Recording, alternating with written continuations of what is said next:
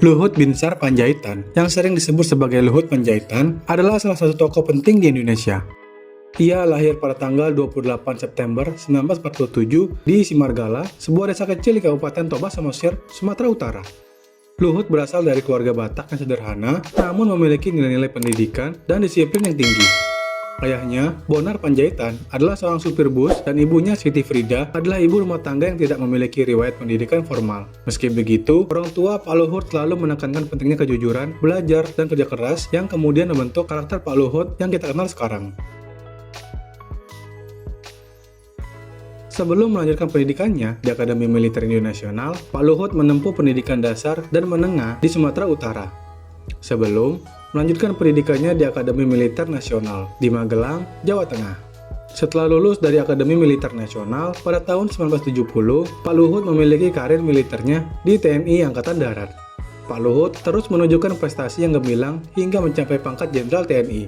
Selain pendidikan militer, Pak Luhut juga mendalami ilmu di bidang keamanan dan hubungan internasional di Amerika Serikat, memperkuat kapasitasnya sebagai pemimpin militer yang cakap. Karir militer Pak Luhut meliputi berbagai posisi strategis, termasuk menjadi Komandan Jenderal Komando Pasukan Khusus atau Kopassus dan Duta Besar Indonesia untuk Singapura. Setelah pensiun dari militer, Pak Luhut terjun ke dunia bisnis dan politik.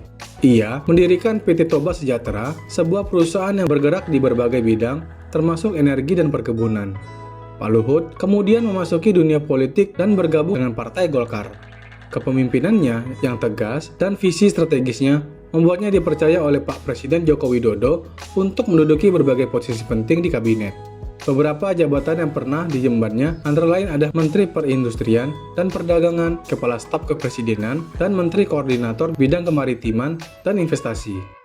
Selama menjabat sebagai Menteri Koordinator Bidang Kemaritiman dan Investasi, Pak Luhut berperan penting dalam berbagai proyek strategis seperti pembangunan infrastruktur maritim, pengembangan pariwisata, dan investasi asing.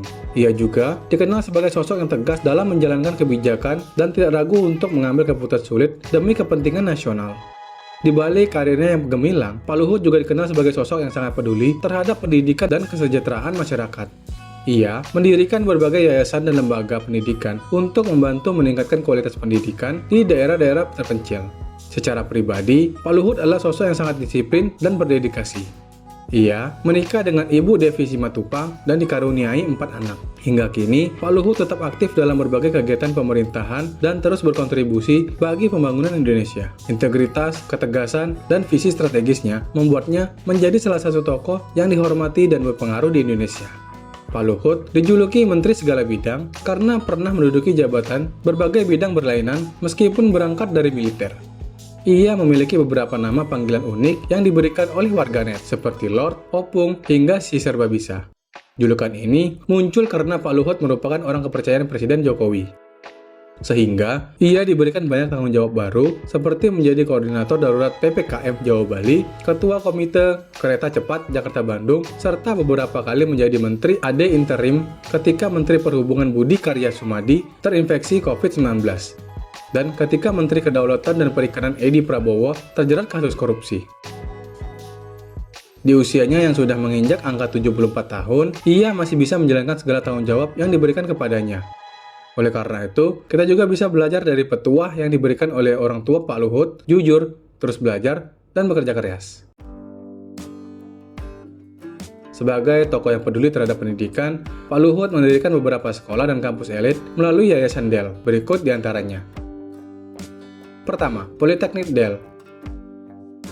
Didirikan pada tahun 2001, kini menjadi Institut Teknologi Del yang fokus pada teknologi informasi dan bioteknologi. 2. Sekolah Noah. Sekolah ini melayani jenjang playgroup, TK, SD, dan SMP dan dikelola oleh anak pertama Pak Luhut. 3. SMA Unggul Del.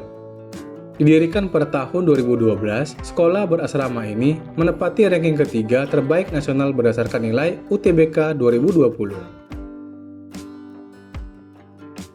Selama pemerintahan Jokowi, Pak Luhut telah memegang 19 jabatan penting. Pertama, Kepala Staf Kepresidenan. Di awal periode pertama Presiden Jokowi, Pak Luhut Binsar Panjaitan dipercaya menjadi Kepala Staf Kepresidenan. Ini adalah jabatan baru yang tidak ada dalam pemerintahan sebelumnya. Pak Luhut menduduki jabatan itu kurang dari setahun, dari 30 Desember 2014 hingga 2 September 2015. 2. Menteri Koordinator Bidang Politik, Hukum, dan Keamanan, atau Menko Polhukam. Presiden Jokowi menunjuk Pak Luhut Binsar Panjaitan menjadi Menteri Koordinator Bidang Politik, Hukum, dan Keamanan dalam reshuffle kabinet pertama. Ia mengemban jabatan Menko Polhukam mulai 12 Agustus 2015 hingga 27 Juli 2016. 3. Menteri Koordinator Bidang Kemaritiman dan Investasi. Dalam reshuffle kabinet berikutnya, Pak Jokowi menggeser Pak Luhut Binsar Panjaitan menjadi Menko Kemaritiman menggantikan Rizal Ramli. Pak Luhut mengembang jabatan itu dari 27 Juli 2016. 4. PLT Menteri Energi dan Sumber Daya Mineral Indonesia. Pada awal menjabat Menko Kemaritiman dan Investasi, Pak Luhut sempat merangkap menjadi PLT Menteri ESDM. Waktu itu, Menteri ISDM Archandra Tahar diberhentikan karena kewarganegaraannya menimbulkan polemik di masyarakat. Pak Luhut mengemban tugas Menteri ISDM dari 16 Agustus hingga Oktober 2016. 5. PLT Menteri Perhubungan. Selain PLT Menteri ISDM, Pak Luhut juga sempat mengemban tugas Menteri Perhubungan pada Mei 2020. 6. PLT Menteri Kedaulatan dan Perikanan. Selain menjabat sebagai Menko Kemaritiman dan Investasi, Pak Luhut juga mengemban tugas-tugas lain, salah satunya Ketua Dewan SDA Nasional.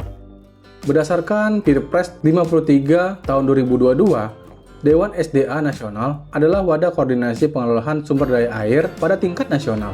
Sebagai Ketua Dewan SDA Nasional, Pak Luhut diberi sejumlah kewenangan, diantaranya menetapkan rencana kerja Dewan SDA Nasional, tata tertib persidangan, dan tata cara pengembalian keputusan Dewan SDA Nasional, serta menetapkan keputusan berdasarkan hasil persidangan Dewan SDA Nasional. 7. Ketua Dewan Sumber Daya Air Nasional.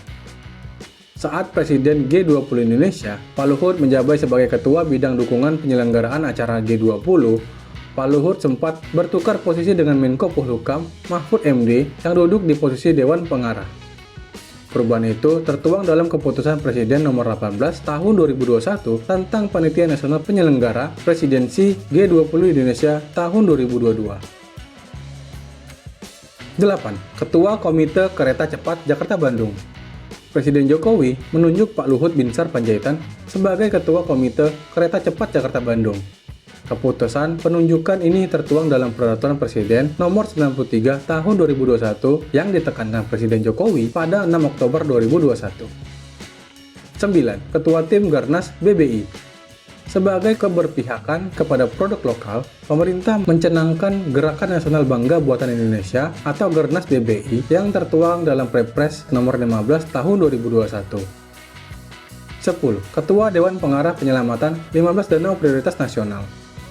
Presiden Jokowi pada 22 Juni 2021 menandatangani Perpres Nomor 60 Tahun 2021 tentang penyelamatan danau prioritas nasional.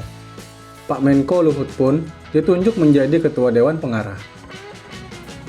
11. Wakil Ketua KPCPN dan Koordinator PPKM Jawa Bali.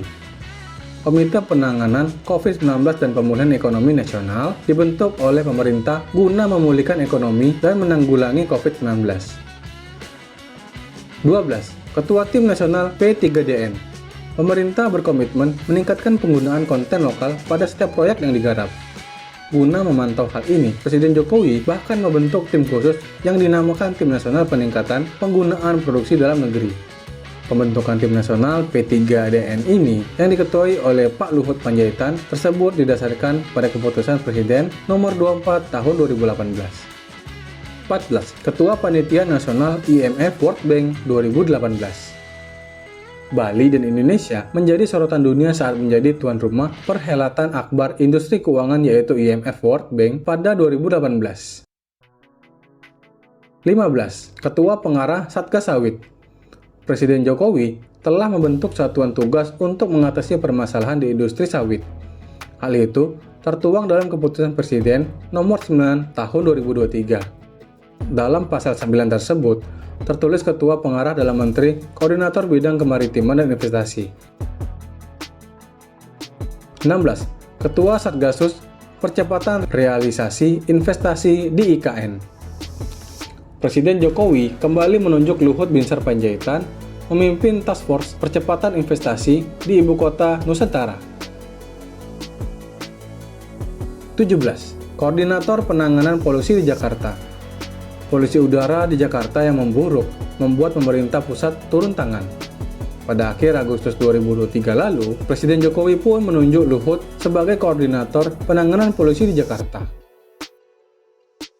Pada 13 September 2023, Presiden Jokowi menerbitkan Kepres nomor 20 tahun 2023 tentang Panitia Nasional Penyelenggara Konferensi Tingkat Tinggi Forum Negara Pulau dan Kepulauan tahun 2023. Dalam Kepres itu, Pak Luhut bertindak sebagai penanggung jawab substansi KTT AIS Forum yang akan digelar di Bali pada 10-11 Oktober 2023.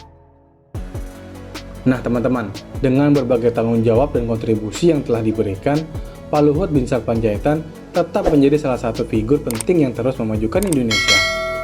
Semangat juang dan dedikasinya menjadi inspirasi bagi banyak orang untuk terus bekerja keras dan berkontribusi bagi bangsa. Nah teman-teman, sampai sini dulu ya. Jangan lupa untuk di like, subscribe, dan share ke teman-teman lain ya. Sampai jumpa di video berikutnya.